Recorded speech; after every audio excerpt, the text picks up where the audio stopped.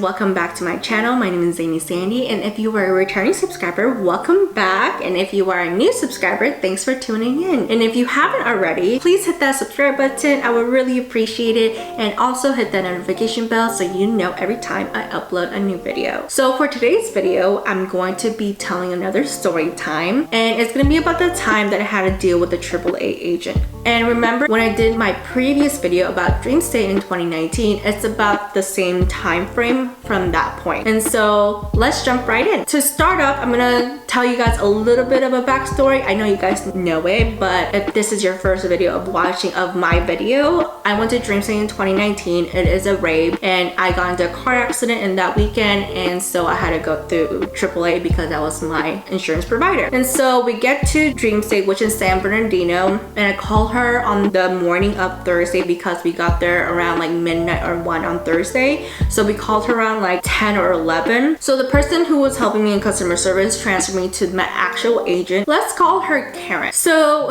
Karen answered the phone. She's like, "Hi, my name is Karen. How can I help you?" I was like, "Hi, my name is Sandy, and I'm here to file a claim. You know, I got in an accident last night, and I was wondering if you could help me. And I heard that you're my agent." And she's like, "Oh yeah, definitely, I can help you." And she was like starting my claim. She's like, "What happened?" And like getting the details of, you know, getting what, when, and where, and how I got in an accident, who hit me, and if I have their driver's license. You know, the usual stuff that, you know, insurance agents ask when you get in an accident, and which was completely normal. I was like, okay. And I think the phone call lasted for about maybe 20 minutes or so. And she was like, "Okay, well, I'm gonna go ahead and call the rental agency and the body shop for you, so when you get back from your vacation, you can go straight there and make an appointment before you go, so then that way you are set to go and you'll have a rental car and no worries." And I was like, okay, cool, thank you so much for helping me out. AAA is really amazing. You guys are really great at helping people when they're in need, and thank you so much. And that was that. So we hang up, and I have a good time throughout the weekend. I come back, and I believe we came back on Monday afternoon. The next day, on Tuesday, we go to the body shop. Appointment was pretty smooth. The guy was like, "I'm sorry this happened to you, but sometimes accidents happen," and we're going back and forth, you know, having regular conversation. And he was like, "Okay, well, you know, we're not available to fix your car right now. We will be available to give you a rental car in a few days, but the availability to fixing your car won't be available for another few days. Is that okay?" I was like, "Yeah, that's totally fine." We get in my car, we go back to my boyfriend's house, we hang out, whatever. And then the following day, I get a call from the guy, and he's like, "Hey, you know, we're available. Are you available to come, you know, back to the body shop and get your car fixed?" And I was like, "Well, I'm not available right now, but I could come in on next Monday." And he's like, "Yeah, that's fine." The next Monday comes around, and I go to the body shop. It was like 8 in the morning, and I drop it off. He was like, "Okay, I'm gonna call a rental agency for you so you could get a rental car." I was like, "Okay." And so he did that. I go to the rental car place. Everything is smooth. The guy was talking about how he was from New York, and he came here because New York's too expensive, and we're just kind of conversating, you know. And I was like, man, in my head, I was like, man, everything is going so smooth. Like, AAA is the one. Like, I'm really glad I have this insurance. And so I get my rental car, everything is fine. So I believe it took like 2 weeks or maybe less than that. And then I get back to the body shop, and I was like, okay, I'm here to, you know, return the rental car. Do I go to the rental agency that I came from? They're like, "No, you can just drop it here and then you could get your car." And I was like, okay. So I go there, and I'm waiting. The same guy was there who helped me. He's like, "Welcome back, your car is ready." I was like, "Thank you so much." And I get out, and I was checking out the car. I was like, okay, cool. He's like, "Well, let's go back inside, and I believe your deductible isn't paid." I was like, okay. And I remember like talking to Karen, and she stated that my deductible was paid for because it wasn't my fault, and they would be able to pay for it, the insurance. And that's what I knew. And I confirmed with her like multiple times over the phone because she wouldn't answer my email, so I would have to call her directly. And that was like kind of the first red flag. And I was like, okay. I go inside, I'm about to check out, and he was like, "Okay, so I didn't receive a $500 deductible from your insurance company, so you're gonna have to pay it so you can get your car." And I was like, "But I thought my deductible was already paid. He was like, no, unfortunately in our system it doesn't look like it's paid. And I was like, okay, but I talked to Karen and she said it was paid, so I don't understand why there's this miscommunication between you guys, but I'm pretty sure that Karen said that this was paid. He was like, well, it's not paid, so you're gonna have to pay for it, or you can't get your car until, you know, you could take it back to rental car and you could call Karen and figure that out, or you can pay the deductible now and get your car and then you can deal with it later. And I was like kind of flustered. I was there for maybe 10-15 minutes. I was like, okay, fine, whatever, I'll just pay the, you know, deductible, that's fine.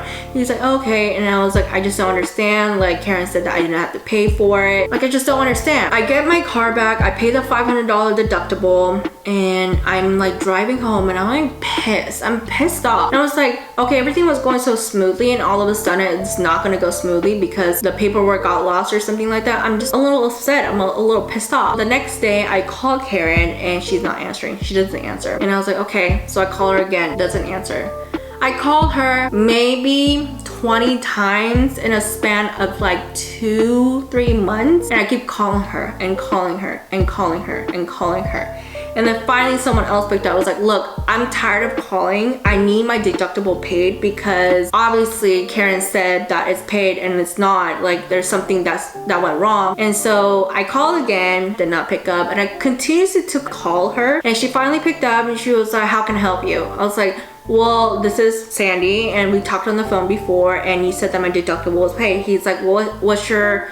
And she asked me, well, like whatever it was, and I gave her, you know, my information, and she was like, okay, well, it's already paid. And I was like, okay, but I already paid the deductible. You're not understanding. I paid it with like out of pocket. Like it wasn't my fault. You said I didn't have to pay for it, so I'm taking your word, and I'm assuming I don't have to pay for it. So why did I have to pay for it? And she's like, well, you know, I already filed in the system that it was already paid for, so I don't know why the body shop charged you. I was like, because they charged me because they said there was no evidence of you clearly putting in the system, so that's why they were asking me for my deductible. And then she was like, well, I don't know, like I don't know, I have to look into it. And then I was like, okay. So she's like, let me give you a call back. She never gave me a call back like the whole time. And so I called her maybe until like February. This was in December. And I called her maybe until February, like 2-3 months. I kept calling and calling and calling. I was like, look, I need my deductible. Like I need my $500 back. Like I can't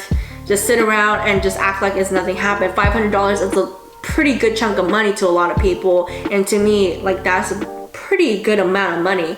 And so, and even if it was $20, like I still want my $20 back. It's not like I'm gonna be like, oh, $20, whatever. Like, no, I need my money, you know? I kept calling, she didn't answer. Another agent picked up, and I was telling them, I was like, I'm tired of calling you guys.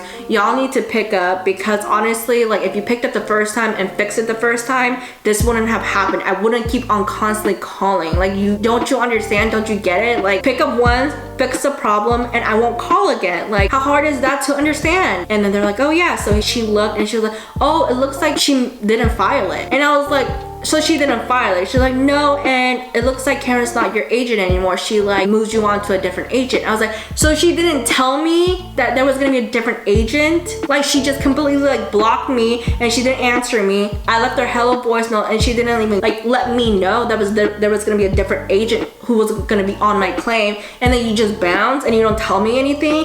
Like, I have to find out for myself. Like, what kind of crap is that? Like, are you freaking kidding me? The agent was actually helping me, who's actually very helpful, she was like, let me get your email, let me send you a Zelle, because we sent it the first time and it looks like it didn't go through, so, you know, can I have your email address again? I was like, okay. So I gave her my email address and she's like, you should receive it within 5 business days. If you don't, give us a call back. I was like, okay. And so I didn't receive it. I called back. I explained the whole situation. They were like, okay, can I get your email address again? I was like, okay. And I was like, you know what? I changed my email address because the last person, the email address was too long, so I'm gonna give you a different one.